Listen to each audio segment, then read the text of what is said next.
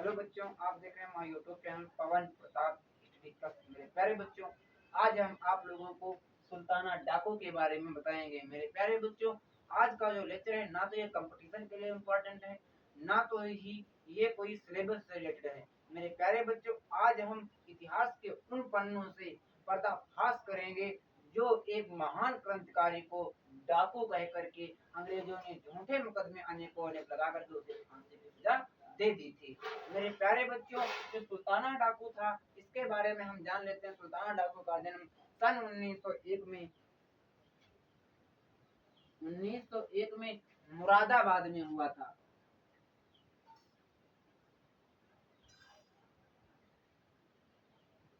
सन 1901 ईस्वी में जन्मे हुए मुरादाबाद में एक बच्चे ने एक बगावत का रास्ता चुन लिया 17 साल की उम्र में। ऐसा क्या रीजन था? और इसकी मृत्यु पर जब इसको फांसी की सजा दी गई तो जिन्होंने इसे पकड़ा था जिम कार्बेट और फ्रेडी यंग नामक अंग्रेजों ने, उन्होंने उसकी फांसी का विरोध किया और इसके चर्चे लंदन तक होने लगे। इसकी जो क्रांति की आवाजें थी वो अंग्रेजों में इस तरह भड़की कि अंग्रेज इसके नाम से खौफ खाने लगे थे। वास्तव में डाकू नहीं एक क्रांतिकारी ही था। मेरे प्यारे बच्चों, इसने क्यों बगावत का रास्ता चुना? देखिए, हमारे देश में उन दिनों अंग्रेज अपने धर्म का प्रचार करने के लिए लोगों पर काफी अत्याचार कर रहे थे और उन्हें थोड़ी बहुत सुविधाएं देकर, लालच देकर के उन्हें ईसाई बना रहे थे।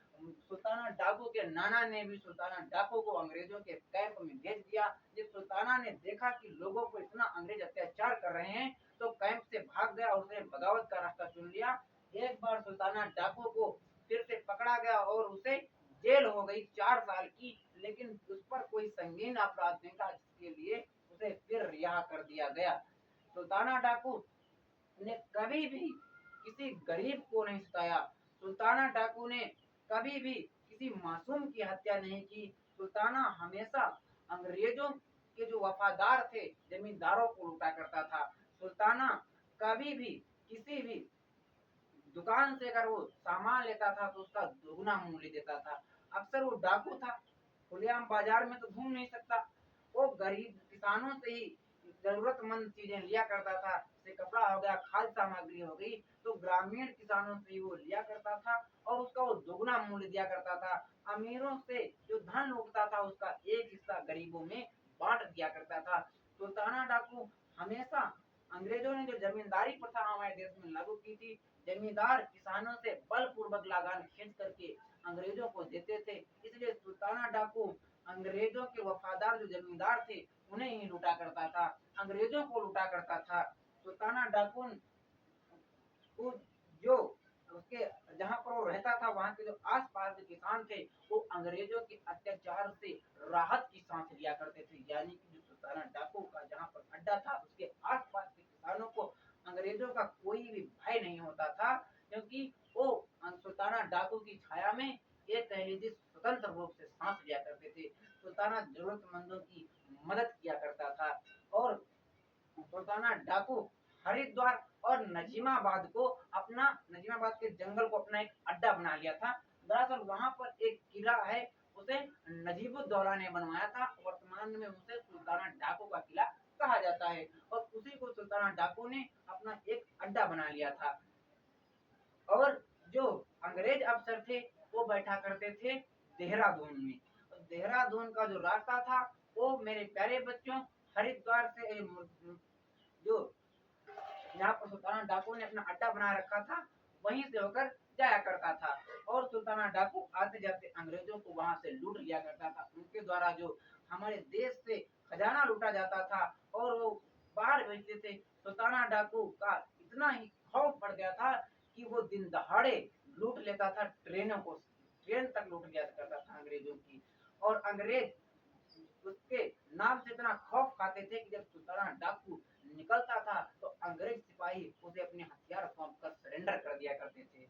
वो अंग्रेजों से बहुत खौफ खाता था। एक बार अंग्रेज अफसर की महिला भारत आई और सुल्ताना डाकू के किस्से सुनकर वो प्रभावित हुई तो उससे मिलना चाहती थी। सुल्ताना ने साफ इनकार कर दिया कि हम उनसे नहीं मिलेंगे। सुल्ताना डाकू अंग्रेजों से बहुत नफरत किया करता था। उस समय हमारे देश पर अंग्रेजों का शासन था, लेकिन सुल्ताना डाकू कभी उनकी गुलामी स्वीकार नहीं करता। बात आते आते 19 जब 19वीं सदी में सुल्ताना डाकू इतना मशहूर हो गया कि बिजनौर से लेकर कुमाऊं तक और हरिद्वार से लेकर के ये मैंने बताया जहाँ पर इसका अड्डा हुआ करता था, उसने नजीमाबाद को अपना अड्डा बनाया था। नजीमाबाद हरिद्वार से लेकर बिजनौर और कुमाऊं तक उसका डंका बजने लगा। और जो अंग्रेज नजीमाबाद होकर से देहरादून जाया आया करते थे, उस रास्ते पर सुल्ताना का इतना खौफ था कि वो अंग्रेज अपना रास्ता बदल लिया करते थे। और सुल्ताना डाकू ने जब ट्रेन तक लूटना शुरू कर दिया, अंग्रेजों को उसने लूटना शुरू कर दिया और जो उससे धन मिलता था वो जनता में बांट दिया करता था। उससे उसने एक तरह से जनता को अपनी ढाल बना लिया था। कोई भी सुल्ताना के खिलाफ गवाही देने के लिए तैयार नहीं होता। सुल्ताना का कोई सुराग नहीं मिलता था अंग्रेजी पुलिस को जो उसे पकड़ सके। सुल्ताना डाकू वास्तव में एक क्रांतिकारी था। उसने अंग्रेजों को इतना परेशान किया कि उनकी आवाज लंदन तक गूंज उठी। अंग्रेजों ने उसको पकड़ने के लिए कई बार प्रयास किए, लेकिन हर बार वो असफल रहे। इसके पीछे कारण क्या था कि सुल्ताना डाकू पर लोगों का अत्यधिक विश्वास था। वास्तव में वो डाकू ना होकर के मेरे प्यारे बच्चों एक वो क्रांतिकारी था। फिर जब सभी जमींदार उससे परेशान हो गए और जिस जमींदार को लूटता था उनके यहाँ वो चिट्ठी पहले भेज दिया करता था, उसमें तारीख और टाइम निश्चित होता था। सुल्ताना दिन दहाड़े उसी तारीख और उसी टाइम हमला करता था और वहां लूट लिया करता था। वो जमींदारों को बहुत परेशान करता था, क्योंकि जमींदार गरीब किसानों को परेशान। फिर जब सुल्ताना डाकू को पकड़ने का अभियान चलाया गया तो जिम कार्बेट को बुलाया गया। जिम कार्बेट नामक व्यक्ति को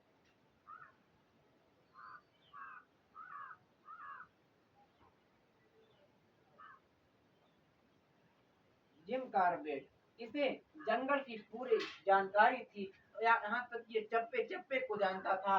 इसने सुल्ताना डाकू को पकड़ने के लिए अपनी टीम के साथ उसके क्षेत्र में जैसे ये घुसा जिम कार्बेट, सुल्ताना डाकू भी एक शातिर खिलाड़ी था।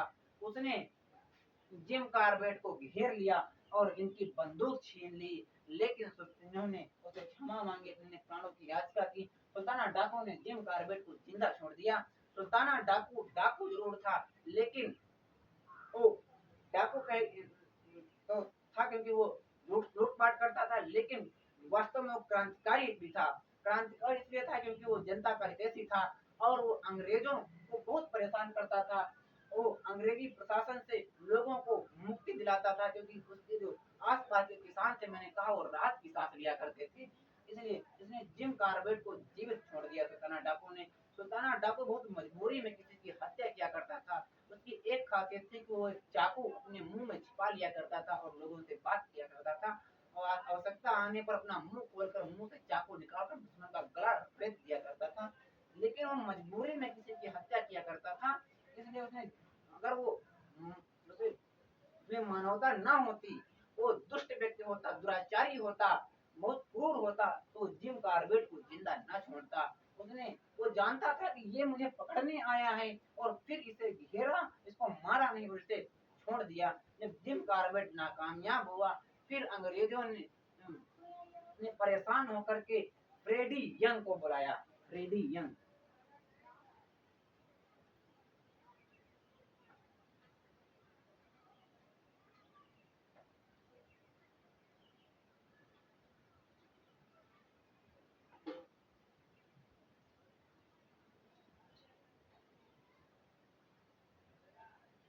फ्रेडी यंग नाम के व्यक्ति ने 300 जवानों की एक टीम तैयार की। कितने? 300 जवानों की टीम तैयार की। सुल्ताना डाकू को पकड़ने के लिए फ्रेडी यंग नाम के व्यक्ति ने 300 जवानों की एक टीम तैयार की। और उस समय सुल्ताना डाकू के गिरोह में 100 से अधिक डाकू थे। सुल्ताना डाकू कभी भी किसी बाइक फोर व्हीलर से नहीं चला करता था, वो हमेशा घोड़ों का इस्तेमाल किया करता था। सुल्ताना डाकू के प्रत्येक डाकू के पास घोड़े थे और उसके पास हथियार भी अच्छे अच्छे थे, क्योंकि वो अंग्रेजों से लूट चुका था, हथियार भी लूट चुका था। जिम जो जिम कार्बेट नाकामयाब हो गए थे, फिर फ्रेडी यंग आए थे, 300 जवानों की टीम तैयार की और इन्होंने इनके जो साथी थे उनको अच्छी अच्छी राइफलें दी गई, आधुनिक हथियार दिए गए। उधर सुल्ताना डाकू के पास के हथियारों की और असला बारूद की कोई कमी नहीं थी। वो वहां तैयार बैठा था और उसने फ्रेडी यंग को भी घेर लिया और इनकी भी बंदूक छीन ली। फ्रेडी यंग को भी उसने जीवन दान दे दिया। फ्रेडी यंग ने जब उसके सामने सरेंडर किया तो उसने फ्रेडी यंग को भी छोड़ दिया। मैं बार बार कहना चाहूंगा कि सुल्ताना किसी की हत्या बहुत मजबूरी में किया करता था, वो एक डाकू नहीं, एक क्रांतिकारी था। मेरे प्यारे बच्चों, जब उसने फ्रेडी यंग नाम के अंग्रेज को भी छोड़ दिया, फिर इसके बाद में इसने कहा कि जरूर कुछ ना कुछ ऐसा है जो सुल्ताना डाकू को पकड़ा नहीं जाता है, बार बार बच जाता है, क्योंकि सुल्ताना डाकू का जो जासूस था वो पुलिस अफसर तक फैला था। मनोहर लाल नाम का एक व्यक्ति था जो पुलिस की हर जो जासूस थी और सुल्ताना तक पहुंचा दिया करता था कि कब तुमको पुलिस पकड़ने आ रही है। तो फ्रेडी यंग ने मनोहर लाल का ट्रांसफर दूर के थाने में कर दिया और फिर इसने टीम तैयार की और सुल्ताना डाकू के गिरोह के व्यक्ति को अपने साथ मिलाना शुरू किया। एक व्यक्ति था जिसका नाम था मीर रज्जा, जो ये मोहम्मद रज्जा जी थे, ये मुस्लिम व्यक्ति था। इसने ही क्या नाम था, मोहम्मद रज्जा।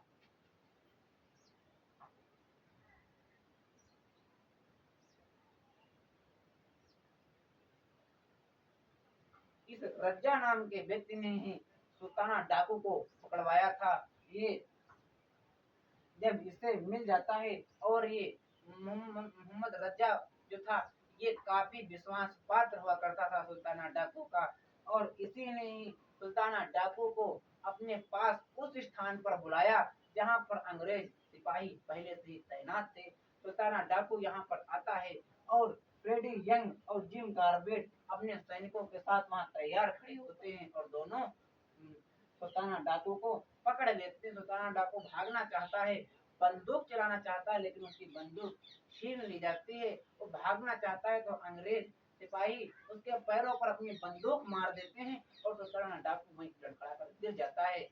बांटे कद का सुल्ताना डाकू था, काले रंग का था और काफी हष्ट पुष्ट न होकर के एक साधारण ही पुरुष वो भी था। कह लीजिए जितना उसका खौफ था उतना उसका शरीर नहीं था। जब सुल्ताना डाकू पकड़ा जाता है और उसे हल्द्वानी की जेल में फांसी दी जाती है। जब उसे फांसी दी जाती है तब ये जिम कार्बेट और फ्रेडी यंग उसकी फांसी का विरोध करते हैं, कहते हैं उसे फांसी ना दी जाए और उसे उम्र कैद दे दी जाए। जब सुल्ताना डाकू जेल में होता तो फ्रेडी यंग उससे मिलने जाता है। जब फ्रेडी यंग उनसे मिलने जाता है सुल्ताना डाकू से, उसे तब ये सुल्ताना डाकू से और इसकी मुलाकात होती है। जब जेल में मुलाकात होती है तो सुल्ताना डाकू कहता है कि मेरा जो बेटा है वो हमारी तरह डाकू ना बने और उसे कोई डाकू के का बेटा कहकर ना पुकारे, इसलिए कुछ मेरे मरने के बाद ऐसा करना कि मेरा बेटा डकैत ना बनने पाए। फ्रेडी यंग उनसे वादा करता है कि तुमने एक बार मेरे को जीवन दान दिया था, मैं तुम्हारे बेटे को डाकू नहीं बनने दूंगा। ये इनके बेटे को लंदन ले जाता है, पढ़ाता लिखाता है और उसे एक अच्छा अफसर बना देता है। फिर सुल्ताना डाकू को 24 जुलाई 1924 को फांसी दे दी जाती है। सॉरी 7 जुलाई 1924 1924 में सुल्ताना डाकू को फांसी दे दी जाती है। 1924 को जब सुल्ताना डाकू को फांसी दी जाती है तो इसकी उम्र मात्र 30 वर्ष की होती है। 30 वर्ष की उम्र में महान क्रांतिकारी सुल्ताना को फांसी अंग्रेजों के द्वारा दे दी जाती है। अगर सुल्ताना डाकू डकैत होता तो हर व्यक्ति को लूटता, आते जाते रास्ते में लोगों को लूटता, और अगर सुल्ताना डाकू निर्दयी होता तो जिम कार्बेट और फ्रेडी यंग को जीवन दान न देता। मेरे प्यारे बच्चों, आज के लेक्चर का हमारा यही मतलब था कि जो सुल्ताना एक क्रांतिकारी था, उसे अंग्रेजों ने अनेकों अनेक उस पर मुकदमे लगा करके उसे फांसी की सजा दे दी। वो एक डाकू ना होकर के क्रांतिकारी था। आप इस वीडियो को ज्यादा से ज्यादा अपने दोस्तों के साथ शेयर कीजिए। मेरा यही मकसद है कि इस वीडियो को ज्यादा से ज्यादा लोग देखें और इसके इतिहास से परिचित हों, ताकि मेरे देश के क्रांतिकारियों को लुटेरा ना कहा जाए। मेरे प्यारे बच्चों में बाय बाय। धन्यवाद।